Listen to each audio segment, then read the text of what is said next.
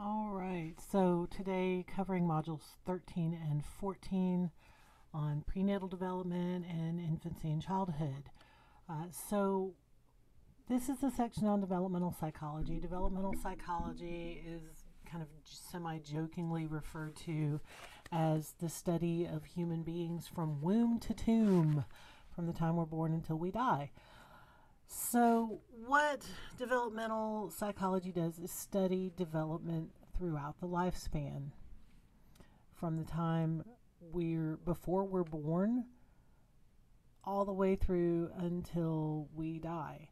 So, that's a lot of stuff to be studying. That's a lot of changes that happen, especially when you're talking about children.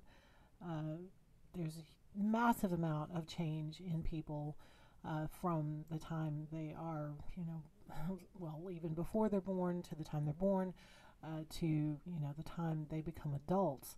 And then throughout the lifespan, through adulthood, we go through a lot of changes through, different stages of life. So there are a lot of things going on there.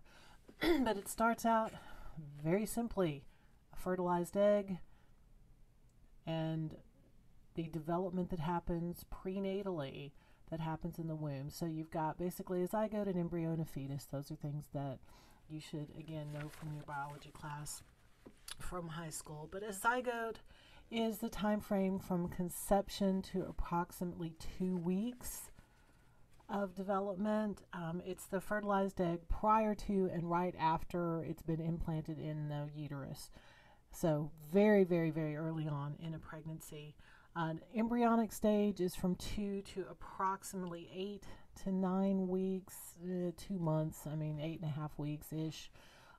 So that is the point at which the placenta develops. That's when there's actually this separate organ that kind of attaches itself between the mother and the fetus, or the soon to be fetus, that all of the tremendous amount of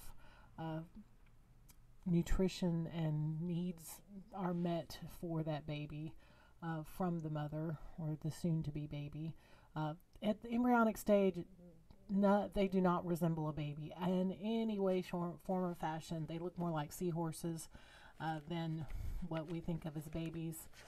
When you get past that 8th to 9th week of pregnancy, then you're talking about the fetal stage, and that is from approximately 9 weeks until birth, which, everybody talks about a pregnancy being 9 months. It's really longer than that for most people. It can be less than that, of course, but we're talking about roughly 40 weeks of gestation for your, kind of typical human pregnancy. Your mileage may vary. There are certainly people who have babies a lot earlier than that, much later than that. They're generally going to do a C-section because there are dangers with being, born after your due date, certainly. So the development is potentially fraught with dangers. There are things called teratogens, which are just any agent that can cause harm to a developing fetus. There are all sorts of environmental teratogens that can be present. You're talking about chemical things that are potentially ingested by the mother, like alcohol or tobacco or, meth, crack, all kinds of recreational drugs that can be very dangerous for a developing fetus. You're talking about things in the environment that could be potentially dangerous, like different kinds of pollution, air pollution, that can be problematic. Ooh, there's a little bug here. There's water supply issues. You live somewhere like Flint, Michigan, where the water supply is potentially toxic. There are a lot of places in the world where, it's hard to get clean water. Not generally in first world countries or second world countries, but there are certainly lots of people in lots of parts of the world that do have issues with their water supply. So those can be things that have teratogens in them as well. Other kinds of viruses, diseases like measles can cause some serious problems if the mother is infected with measles. There are just lots and lots of things out there that can be really problematic for fetal development. So that is something that, pregnant people do need to be aware of and avoid. There are warnings on cigarette packages. There are warnings on alcohol, that, these are things that are not generally to be consumed during pregnancy. Fetal alcohol syndrome is a more severe, basically birth defect, that is physical and cognitive problems or malformations that are due to alcohol abuse during pregnancy. Here's the thing about fetal alcohol syndrome. It is not going to be something that happens because, oh my God, I had a glass of wine with dinner, a week into my pregnancy and I didn't know I was pregnant yet. Oh my God, my baby's gonna. No, it's not. You have a blackout drunk, well, that could cause a problem, but more likely it's going to cause you to have a miscarriage or a spontaneous abortion. And a spontaneous abortion is just having a miscarriage very, very, very early on in the pregnancy. Lots and lots of pregnancies, you can have a zygote that never gets past that stage, and you'd never be aware that there was a fertilized egg. You can have an embryo that doesn't make it out of the embryonic stage, and you might be a few weeks late on your period, but you might never even realize that you were pregnant. There are lots and lots of things that can go wrong early on in a pregnancy that can cause that pregnancy to end. Consumption of alcohol is definitely one of those things. Excessive consumption of alcohol, other kinds of drugs are definitely problematic. One of the things with fetal alcohol syndrome in particular, it causes very specific types of problems in the children who have it. It causes some fairly specific facial malformations and generally a reduction in intellectual functioning, so a lower IQ than would have been otherwise. So definitely something that's easy to avoid. If you know you're pregnant, you should not be drinking much alcohol, if any. Now, there are certainly people that you can drink a little bit of alcohol. You can have like a half a glass of wine or something when you're pregnant, but it's something you need to talk to your doctor about. There are certainly, people who drink regularly while they're pregnant, and there's no ill effects of that to the baby, but it is definitely something that, if you are a drinker, you need to talk to your doctor about that, your obstetrician about that. Now, a couple of things when babies are born, right after they're born, they have this thing called the rooting reflex. This is right after a baby's born. If you touch them on either cheek, they will open their little mouths like a baby bird, and they will turn their head towards whatever side rub their cheek. It's basically a way for them to search for a nipple to nurse on.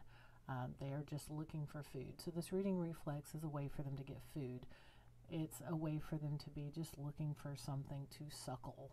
And it's a pretty interesting thing to see. Some of the inborn reflexes that babies have. There's a number of different things. There's a startle reflex, a Moro reflex, all those things. If you find these kinds of things really interesting, I teach a class called Infancy and Childhood, usually in the fall, not this fall, COVID, but also developmental psychology covers a lot of these things in more detail, but I just don't have time for it for this class. The rooting reflex is something that is, present very, very, very soon, or as soon as the baby's born, they've got that rooting reflex. Habituation is when there's a decrease in response to repeated stimulation. It's basically infant boredom. Babies get bored of looking at the same thing all the time, just like we do. So when you've got an infant and they're in a crib and they're too young to really be able to do much of anything for themselves yet, and they can't really interact with the environment much, so you have something hanging, up here in eyesight in their crib. You have a mobile or something like that. It's a really good thing for them just to have that additional stimulation, to have a couple of different mobiles maybe, and these do not have to be these expensive things from some hoity-toity children's boutique. Excuse me, I'm about to sneeze.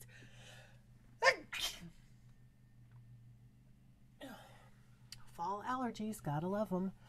So these things do not have to be fancy. These mobiles can be made out of, bent clothes hangers and pieces of construction paper.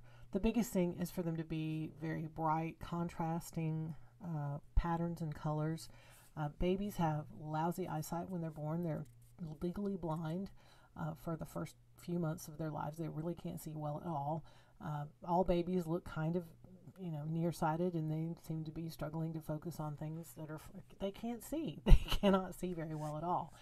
They just spent 9 months in a very dark place, environment-wise. So think in terms of how hard it is to see right after you come out of a movie theater, and that's kind of how babies are. They're just they can't see very well. That's not the only reason, of course, but they are more able to see simple patterns, high contrast patterns. It's all well and good to have those little cute mobiles that have the little cartoon characters or the little, cute bunny rabbit drawings and all that kind of stuff. If it's light colors with little contrast, they can't even see them. So there's really no point unless it's got music or something additional to it. The best kinds of mobiles to keep babies' attention are things that are very simple patterns, geometric patterns, and high contrast colors like black and white or black on yellow background, something that has a very high contrast. Because again, you're talking about a person, a little tiny person, who can't see well at all. So the more simple patterns are actually going to be better. The more contrasting colors are going to be better to keep their attention because they'll be able to see it. Now we're talking very early on. Once you have a baby that's 3, 4, 5 months old, of course they can see better. But if you're talking about something for a newborn or a very young infant, you might as well just get something that's far more simple, or just make something that's far more simple, because you can literally just use your computer printer and get some very simple things and use pipe cleaners. It doesn't have to be pretty. Again, the baby's not going to be able to see it anyway. And trust me, a 3-month-old does not have a sense of aesthetics yet. They don't look at something and go, oh my God, that's so poorly made. They don't know any better because they're babies. So, moving into Module 14 on infancy and childhood, maturation are these biological growth processes that are mostly separate from experience. I mean, there's an order in which things occur. You have to crawl before you walk. You have to walk before you run. That's just how it is. The maturation, the changes in strength and coordination that have to take place, and these growth processes are happening in so many aspects of a child's body very, very early in infancy. That's the first 12 months of life, the first year. When you think about how helpless and how utterly unable to do much of anything a newborn baby is compared to your typical 12-month-old that's able to walk, maybe not particularly well. They may just be taking their first steps, but most babies, when they're a year old, can walk. They've gone from being this completely helpless, unable to move hardly, other than just flailing their little arms and legs around, to this mobile little person who can walk, who can sort of kind of get some food in their mouths, at least sort of, can interact with their environment, can pick things up, can put things down, can throw things. God knows that they could throw things. And generally just have a lot of interaction. They generally have at least several teeth by the time they're a year old. So a huge number of changes that are happening. The vast majority of children are at least able to walk at a year old. They're certainly able to crawl, even if they have developmental delays. Most children are able to crawl quite well at that age. There are all kinds of ways in which children go through these stages of maturation. There are babies who basically creep along on their tummies, pulling themselves along by their arms and they go straight from that to, to walking. They don't really crawl very long, but every child is going to, at least for a little while, go through the stages of creeping to crawling to walking to running. And that's the order in which it happens, and you don't generally see anyone that skips them. It may only be a short period of time. My children creeped more, like pulling themselves with their arms, and went kind of straight from that to cruising along pieces of furniture and things like that, standing and, not really crawling as much as some babies. But I think they were both just really impatient and they wanted to be able to walk. But they were also very, very large when they were born. And presumably, if you have a baby that weighs 10 pounds, they're probably going to be a little bigger and a little stronger than average. And the age at which a child walks really does not matter. In fact, I personally think that it is not as good to have a kid who walks really, really early, because they're not cognitively able to understand safety in any significant way. When you've got a 9-month-old that can walk, it's actually better to have a kid who's 11 months old before they start walking, because they're so much more cognitively able to understand no means. They're able to understand what the environment is and how to interact with it a bit better. That 2 months can make a tremendous difference in how hard it is to deal with a child that's walking.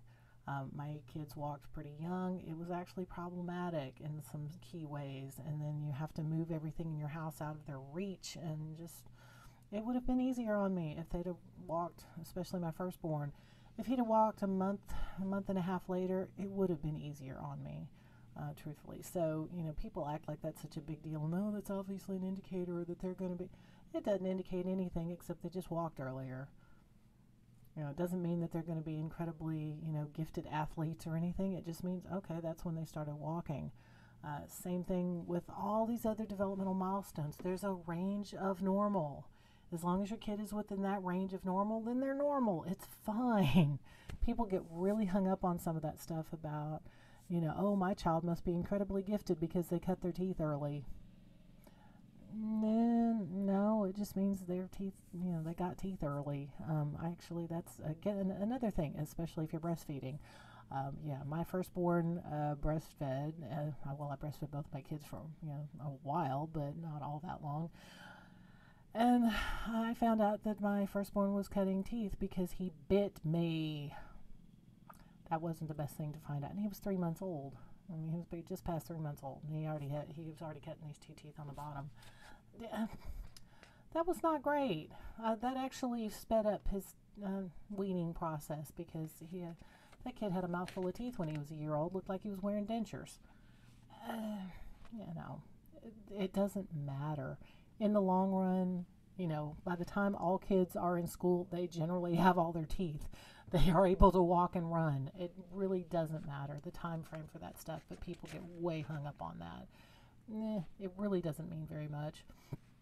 And also, one thing just to kind of make sure that you're aware of, if you have a child who was born prematurely, born before their due date, you start from the time that they should have been born, not from the time they were actually born, to look at their developmental milestones. If you have a baby that was born 2 months early, then them not walking at 12 months is fine, is normal. If they don't walk until they're 14 months old, that's still the typical age, or the well within the normal age for a child to be walking, because they were born earlier than they should have been. So you look at that differently because they were born prematurely. So that's just something else just kind of throw out there. Now, again, as I've said before, there's not a whole lot of names that I want you to be aware of, but when you're talking about developmental psychology, you have to talk about Jean Piaget and you have to talk about Erik Erikson. Jean Piaget was a Swiss psychologist that was a pioneer in the understanding of children's mental development, their cognitive development. Jean Piaget was a Swiss psychologist who did just tremendous work in kind of observing and really showing the ways in which children think differently from adults. Prior to Piaget's work, there really wasn't a whole lot of understanding of the different ways that children think. It was more an idea that, well, kids just were, younger, smaller versions of adults, and they're absolutely not. Children think differently. They approach the world differently. They look at the world differently than adults do. And Jean Piaget really did a lot of work and study of how those differences impact children's cognitive development. And it really, really helps with educators, with parents having appropriate expectations for their children's cognitive development. This is really a huge thing for people as parents, to know what to expect, to know what's normal and to know what's not normal for cognitive development for certain ages and age groups, so you can determine whether your child is normal or not, or within the range of normal. And there's considerable ranges for normal. But when you're talking about cognition, you're talking about just all mental activities. You're talking about thinking, knowing, remembering, communicating, all things that we do as far as our thought processes and our, all the things that go along with that. Communication, of course, being, one of the main things that's going on with us having, the ability to think, the ability to communicate those thoughts is a huge part of early childhood. Now, these next things are just straight up Piaget's work. When you're talking about schemas, a schema, and again, this is according to Piaget, is a cognitive framework for organizing and interpreting information. And within schemas, you have assimilation and accommodation.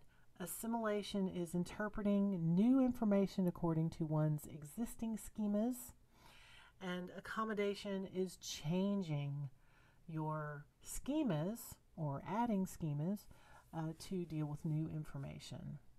So when you're talking about, say, a 2-year-old that has a dog that lives with them in their house, and you take that child to a friend's house, and those friends have a cat, and the 2-year-old points to the cat and goes, "Doggy." And you go, "No, sweetie, that's a cat." And they're like, "Well, it's a 4-legged furry animal. I thought all 4-legged furry animals were dogs." Okay, I have to assimilate and accommodate this information. So how do you do that as a kid? Well, assimilation is understanding that, okay, now I know that all animals are not dogs, so I have accommodated that by adding a new schema for cats. This happens over and over and over and over again throughout a child's life. Well, I mean, we still do that as adults. We are still doing that with new information. Somebody's using lawn equipment outside. Hopefully it's not picking up on the microphone too much. So this assimilation and accommodation is a very, very important part of children learning and adding new information to their, cognition, to their mental development.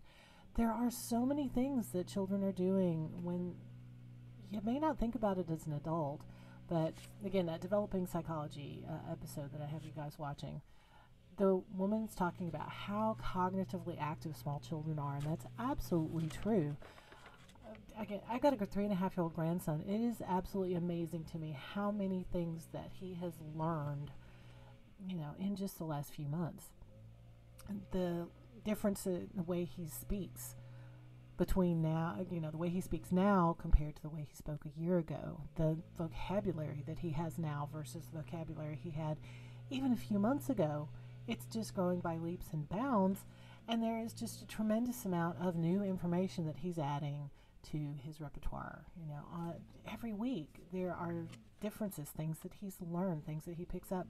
This is a huge part of, cognitive development. Now, Piaget has these 4 stages of cognitive development, and these are things that you probably should be, very familiar with for next exam in here in this class. So you've got the 4 stages. This is also very clearly marked in your book. Let me look and see if I wrote down.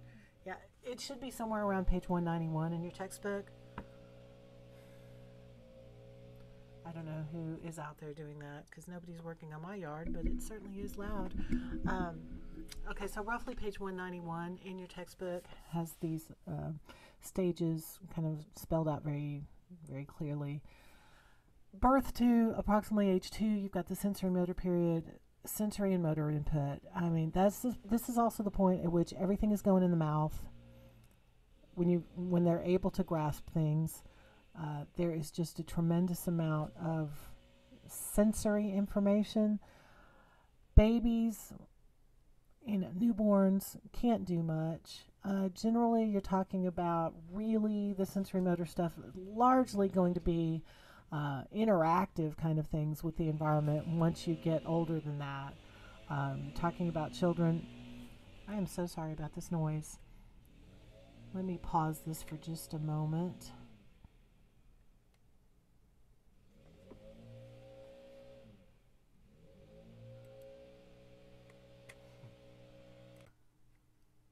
Okay, so I had to wait a few minutes to get that noise to go away. So sensory and motor input.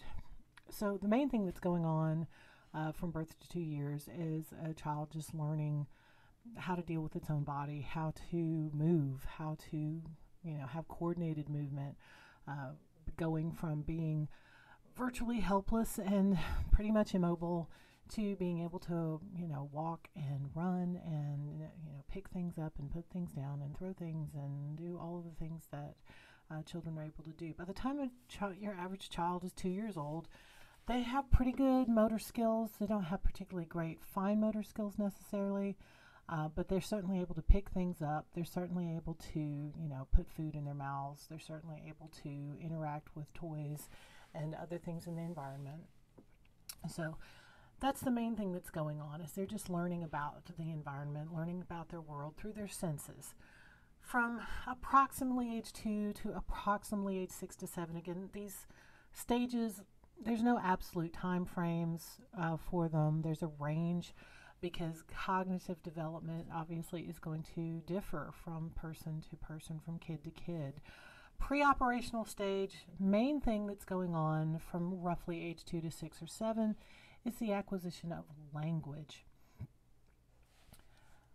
The vocabulary increases that happen in small children that are preschool aged, early school age is incredible.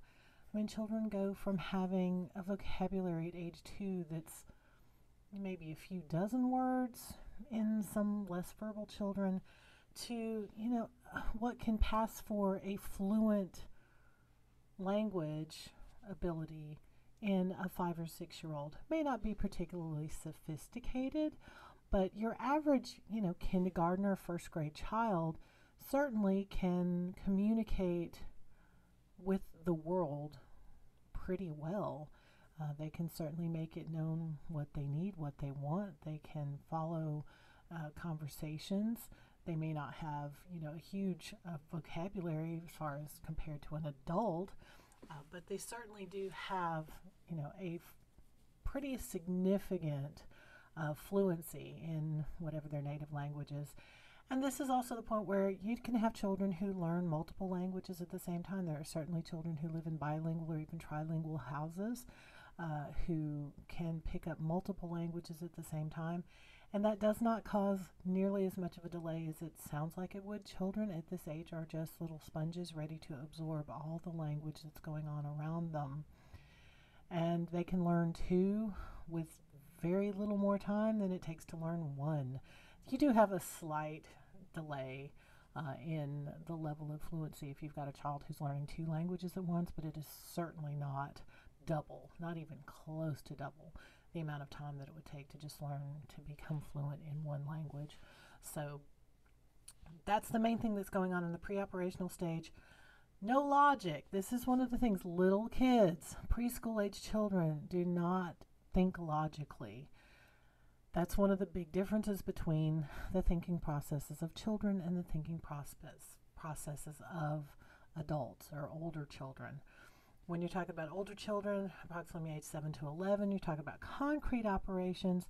Their logic is inflexible. It is all or nothing, black and white, right or wrong. This is the point at which children are very much about following rules, following, the established behaviors, following the established expectations, or they get thrown off by that.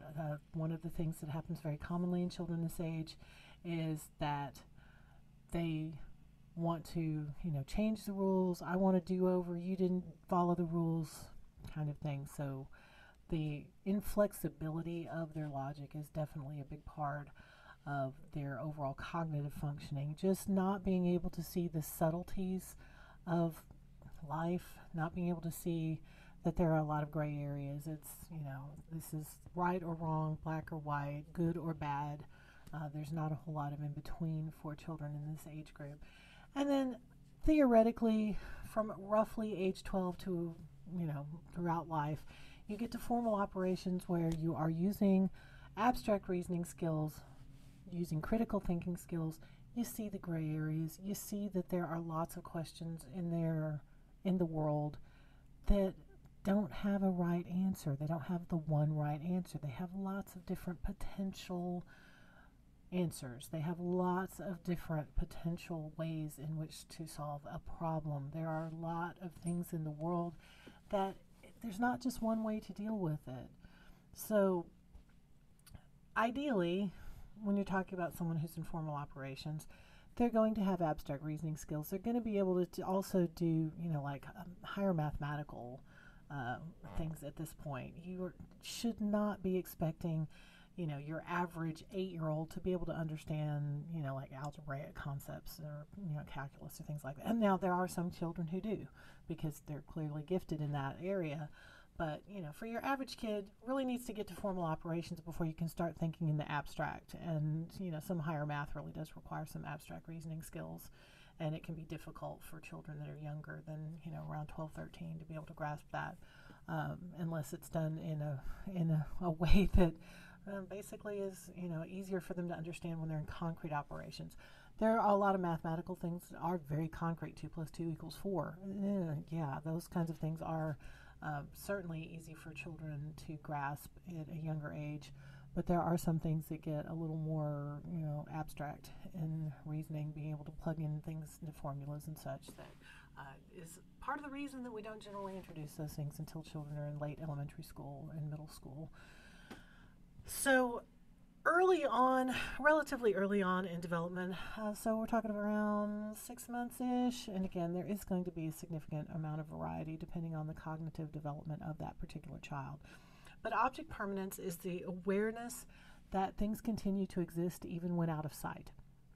So when something is gone but it's not forgotten, this is the point at which babies can start realizing that you're still there when you're playing peekaboo. One of the things that you play with babies, because they find it so delightful when you play peekaboo. You hold a blanket up in front of you and then you drop it and go peekaboo. And they think it's a magic trick. They're just like, oh my God, where did you go? Oh my gosh, you're back. Because they don't have object permanence. But by the time you get a baby that's 6, 7, 8 months old, they're going to know you're there. They're going to reach out. They're going to try to pull that blanket down. And it's not going to be, nearly as much amazement as it was when they were like 4 months old. So this is something that is very, very clear and very easy to study in a child. Because it is abundantly clear when they develop object permanence, because they realize that things are still there when they start reaching for things when you cover them up with a blanket, because they remember. It's also a sign that memory has started when they start remembering where things are, what they look like, those kinds of things. Again, the video that I have you guys watch has a real good representation of object permanence in there. Conservation is the idea the concept that properties of mass and volume and quantity remain the same, even if it's in a different shape. Kind of classic conservation experiment is taking two containers. One, actually, I have a pretty good example here. Okay, here at my desk. So I have this bottle of hand sanitizer that's in a tall, skinny bottle. And I have this bottle. This is, I think, nail polish remover. These probably have very close to the same amount of liquid in them. Okay, so if you have a tall, skinny test tube and you put 2 ounces of liquid in that tall, skinny test tube, it's going to rise further up that bottle because that's just what they do. If you have a bottle like, if you have a bottle like this, it's very small around. And then you have something that's short and squatty and you put the same amount of liquid in it, it's only going to come up, this far, but in the test tube it comes up this far or this far. Children who have not grasped conservation yet are going to think that the taller, skinnier object has more in it than the short, squatty object, because they do not understand yet that mass and quantity and volume remain the same even when they're held in different shaped containers. This generally is not something kids are going to understand until they're at least 3. It's not unusual for kids to not really get this until they're, roughly school age.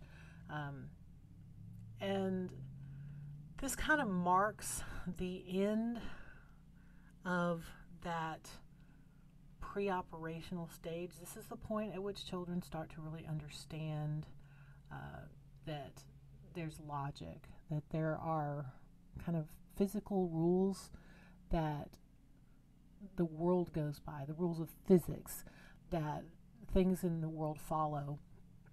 And again, it can be a young child that grasps this already. Again, there are certain things that the cognitive skills, this cognitive potential, if you've got a child that's extremely smart, let's face it, there's big differences in intellectual functioning. If you've got a child that's really smart, they might be able to grasp this when they're as little as 3-4 years old. And there are other children that don't grasp this until they're, in 1st or 2nd grade even.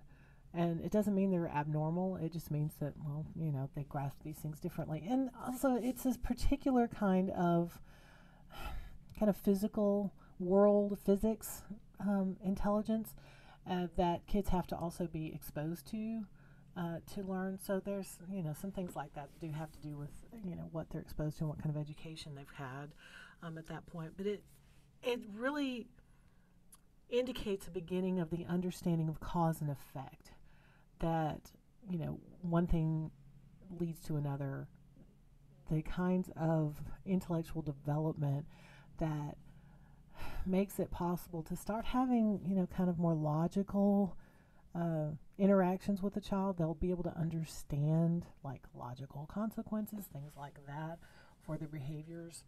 So there are a lot of things that happen at that point that, conservation is just one of those good indicators of it.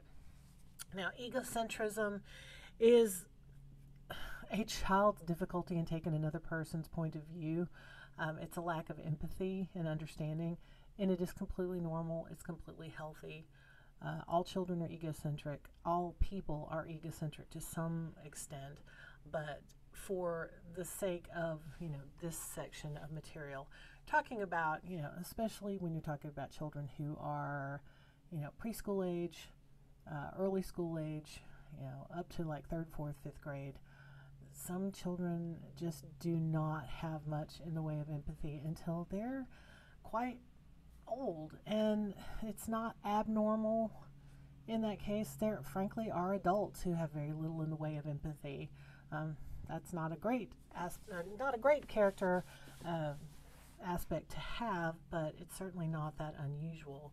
But egocentrism is completely normal in children, and that is something that a lot of parents, will get, put out with their children because, how would that make you feel if you did that? When you're trying to get a child to understand that they were naughty when they're like 5 years old, and you roll that argument out, they're going to be like, yeah, whatever. They don't get it. They are not able to get it. They don't understand.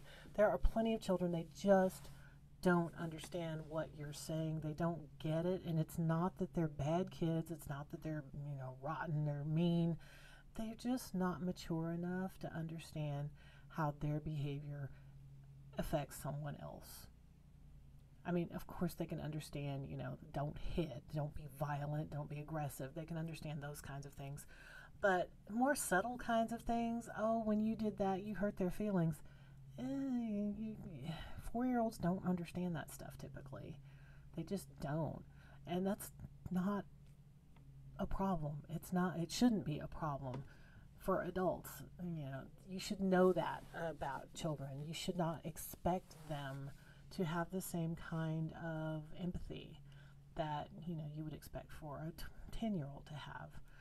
So that is something, again, people need to have realistic expectations for their children's development and their behavior. And it'll make things a lot easier if you don't have unrealistic expectations for your children, because you'll know that what they're doing is not due to them, willfully misbehaving. It's just because they're little kids. I mean, you don't expect, a 4-year-old to have the same level of maturity as a 10-year-old. But you've got to understand the differences in children of those ages. Okay, so autism and autistic savant. Autism is probably something you are all familiar with, at least on some level. And here's the lawnmower again. Okay. All right, maybe this won't be so loud this time. So, autism spectrum disorders are a broad category of developmental differences in people. One of the primary things when people talk about autism is you talk about kinds of almost like social blindness, not picking up on social cues, not picking up on more kind of subtle behaviors in other people, deficient communication, or a delay in or a lack of language skills is pretty common. Spoken language, not being able to sustain conversations with others, just problems with social interactions. It's fairly common for people with autism to have restricted interest, have what are called repetitive behaviors, that they will engage in some things. At the more severe level, there are many different ways in which someone can be on the autism spectrum. It can be very, very mild, or it can be extremely severe, where you've got someone who's a child that is completely nonverbal, completely unable to communicate, and they're developmentally delayed to where you got like a child that's 8-9 years old and they're not toilet trained yet. Things like that can be very, very marked severity. Or it can be just a child who doesn't pick up on social cues and they have some problems with social relationships. Huge difference there. So if you find this stuff really interesting, there's lots of information out there about autism. One thing I do want to make sure to point out, there has been a massive increase in the number of people who have been diagnosed with an autism spectrum disorder, and one of the biggest reasons for that is awareness of what autism is. And this is a huge and the diagnostic criteria was broadened very, very much with the DSM-4, which is the Diagnostic and Statistical Manual of the American Psychiatric Association. Back in the early 2000s, might have been late 90s, the diagnostic criteria for autism basically broadened to include a lot of children who had some autism type behaviors, but they weren't really that bad, but they still would have benefited from services and some extra educational services. And the change in the diagnostic criteria meant that a lot more kids were eligible for services, and there was money that was made available through the government that meant these children could get special education services or individual education plans at school and things of that nature. So there was this massive increase. Like, if you just look at the statistics, it looks as though there's this massive epidemic of autism that started. And it's not really the case. The severe autism is roughly the same as it was, 30, 40, 50 years ago. But what has changed is the diagnostic criteria broadened and included much less severe. Now, I'm not saying not, notable and not problematic, but less severe than the kind of autism that when I was in college, when we were taught, about autism, it was generally only people who basically needed to be institutionalized, that were unable to function at all in normal school structures, normal societal expectations, all of those sorts of things. So it was only people at the very most, what is considered now the most severe manifestation of autism spectrum disorder. So again, this is something just that people need to be aware of. There are a lot of things out there that make it sound as though, again, this is this epidemic, and it's not. I mean, it's a problem. Yes, absolutely, it's a problem for quite a few people. It's not as much of a problem as some advocates would like to, make it sound like. There are kids that are diagnosed on the autism spectrum because they're kind of weird, because they have problems with their peers, because they may have some communication issues. I have mixed feelings about some of that stuff, because sometimes you're just pathologizing a kid that's just kind of weird, and there's not really anything significantly wrong with them, except they're kind of weird. And well, people that are kind of weird also, are people who can make the world more interesting, and that's not necessarily something that we need to pathologize. That being said, I also know that there are plenty of children who are eligible for services that are valuable, that are needed, that would not have been under the more narrow criteria for autism. So, it is one of those things you kind of really have to look at it on a case-by-case basis. And finally, the last thing out there, good Lord, vaccines do not cause autism. It was set, all this went around the world. There was this one physician in the UK who has since had his medical license taken away from him, his name was Andrew Wakefield. He was working with a competing vaccine company, and he put out a journal article in a very respected, sorry, the noise,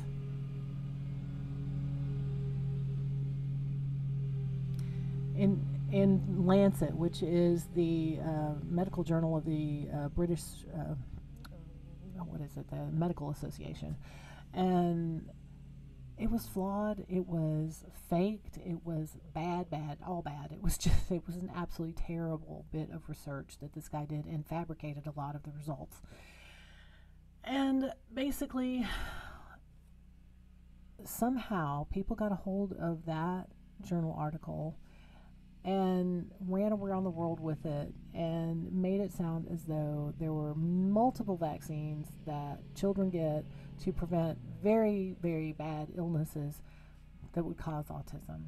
Now, it's not true. Number one, it's not true. It's not true. It's not true. It is just not true.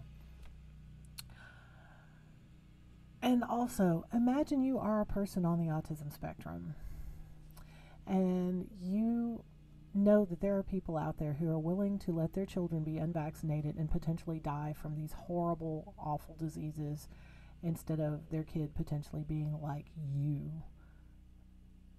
We talk about how would that make you feel. Yeah, it's not awesome. And there are some of the diseases that, there are childhood vaccinations for, like whooping cough. Imagine having a child cough themselves to death. Not the most fun way to die. There are all these preventable diseases, and people are, finding, well, God knows right now, we are finding all kinds of excuses and all kinds of reasons that are not based in science and not based in, any kind of, common sense, good medical practice, good scientific practice, because people get their emotions involved in it, and that's generally going to be, when people get really worked up about things, their limbic system kicks in and it makes them stupid. Basically, it just makes you unable to judge the information that's in front of you, because you've gotten your emotional, system involved in it, and it basically disconnects the smarter part of you when you get upset, when you get mad, when you get scared, It's the more animal part of your brain that's taken over. So this autism thing has really gotten a foothold, and thanks to the internet being what it is, there are still people who absolutely refuse vaccinations for so many reasons, and they contradict themselves within their own, web pages and things. But damage that is done is significant. I mean, we have had some upticks of diseases that had previously been eradicated because people are not vaccinating their children against these things for fear of them getting autism. It's very, very frustrating and disappointing to see that people will, listen to some rando person on Facebook before they'll listen to their pediatricians, or they'll find some crackpot pediatrician. Because here's the thing, y'all. What do you call the person that graduated last in their class in medical school? Doctor. Even if they had to, take their board exam 7 times before they finally passed it, once they passed it, they still get to put that MD at the end of their name. And they can be complete, I'm trying to think of a more tasteful word, but they can be complete charlatans. They can be complete quacks and still be practicing medicine. So just because someone has an MD at the end of their name does not mean they're infallible, and it doesn't mean that they are doing what they should be doing as physicians. First, do no harm is one of the big things that they're supposed to be, trying to do, but that's not always the case. So an autistic savant is a person with autism, but who also has some extraordinary skill or ability that is way beyond their general functioning otherwise. So this is not a common thing for people with autism, and we're talking about people with rather severe autism. We're talking to, the moderate to severe end for sure with these individuals. But you do see occasionally someone who has autism that has incredible, some kind of incredible musical skill or artistic skill or mathematical skills, things of that nature, but they still may not be able to live independently because they are just too limited in their overall functioning. So these are individuals that just have this big contrast between this skill that they have that's incredible, but it's very high contrast between that skill and their overall functioning otherwise. So there's that. Stranger anxiety is a completely normal thing for babies. When you're talking about 8 months old and a bit older, before children are around that age, you can pass them around at a family reunion like a joint at a concert, and they don't care. They're like 5-month-olds. You can just pass them around, and they're cool with it. They're fine. You get a baby that's like 9 months old, they're going to throw every kind of fit. They're going to be like, what are you doing? I don't know this person. It's like, it's your great Aunt Ethel. I don't care. I don't know her. What are you doing? They're going to be like reaching out to the familiar person. They're going to be scared half to death. And this is normal, and it's healthy. It actually shows that they've got a good bond with their caregivers. And it's a fear of strangers in infants. And it's a perfectly normal thing. Now, there is also a stranger anxiety issue that's an anxiety disorder that is not normal, that you see in older children, or you see even in adults, where they've got this, kind of separation anxiety issue. But this stranger anxiety or separation anxiety thing is perfectly normal and actually kind of a positive thing. If it's not a positive thing at the time, but it shows that they've got a good bond with their primary, secondary, even tertiary caregivers. It shows that they are bonded with people, and that's a very important thing for good, healthy development in a child. Attachment, again, just having those, positive attachments are very important things for children to have. So when you have a child that it's just that emotional tie or a bond with a caregiver, and you can have a child who's got an attachment to just a couple of people, or you can have a child that's got attachment to literally dozens, depending on their particular family situation, their daycare, their school situation, what have you. There can be children who have a lot of different people who are caregivers, And there are children who got their mama, and that's it. So, kids are capable of having attachments with a lot of different people. I know, okay, so my grandson has been going to the same daycare since he was about 4 months old, and he's 3.5 now. The teachers there have seen him go from a little bitty baby all the way up to this big old 3.5-year-old walking, talking, looks like he's 5.5 kid, and he is so comfortable at that school, and he knows everyone who works there, and he has got an attachment to all of those teachers that he's been in their classes and all of that. But there are also certainly plenty of children who may only have been around their parents, and that's literally the only people that they're comfortable with. So it's not an all or nothing. You can have a child that's got attachment to lots of people. You can have a child who's got an attachment to just a very small number. But as long as they have someone who is a good caregiver, they're going to be probably just fine. There's also a critical period. A critical period is an open window for development, which once closed, normal development's not going to happen. Again, the video that I have you guys watch, that Discovering Psychology episode, in the very beginning of it, it's talking about feral children, talking about the wild boy of Aveyron. You have situations sometimes where you've got a child who is basically gotten very little in the way of human contact. And if kids do not have people around them, like during that pre-operational stage, to talk to them, to use language around them, they won't develop normal language.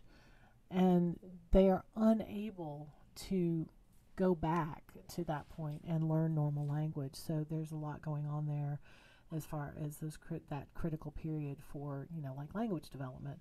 So there are some very, very important things to be said about that. Parenting styles. It's kind of like Goldilocks. You have parenting styles that are too hard, you have parenting styles that are too soft, and then you have the ones that are just right. So when you're talking about parenting styles, you're talking about the authoritarian parents, which are the too hard. They are the because I said so, because my roof, my rules. Parents that are very authoritarian typically have children who learn to lie to them, who learn to sneak and do what they want without permission, because they know there's no chance of them getting permission from their parents. Authoritarian children tend to be more rebellious or too passive, and neither of those are, really ideal things for developing minds and developing characters in children. So authoritarian parenting, it's just not the greatest idea. Then you have authoritative parents, which are the kind of just right. These are parents who make rules, but they make allowances for flexibility, for changes. These are parents who, say, I want you to be home early because when you stay out later, there's more chances of getting into accidents, or you're going to be more tired, blah, blah, blah. There's rules, but there are reasons behind the rules that are given. There is potential for flexibility. You're willing to listen to your kids. It doesn't mean that they get to make the rules, but you're at least willing to, maybe accommodate for special occasions and things like that. It's not just, oh no, I told you to be home by 11 no matter what kind of stuff. Because, there's a lot of kids that the more rules you put on them, the more you're giving them to rebel against. And I think one of the big things that, people often have a lot of conflict with their teenagers is because they're more authoritarian parents, and their kids are just like, screw this noise, I don't want to deal with this crap anymore. And they end up having a lot of conflict. Authoritative parents don't tend to have nearly as much of that. Then, of course, you have permissive parents where they're trying to be their kids' friends and everything's cool and you can stay out as much as you want, and I don't care if you have your friends over and you're all getting drunk, and oh boy, yeah, that's fraught with problems too, because you don't feel safe in a situation where your parents don't put any limits on your behavior, because it feels kind of like they don't care. Now, permissive parents may love their children greatly, but kids need to have some limits put on them just to feel safe. And permissive parenting doesn't generally accomplish that very well. And of course, you do have neglectful parents who just frankly don't give a damn what their kids are doing one way or the other.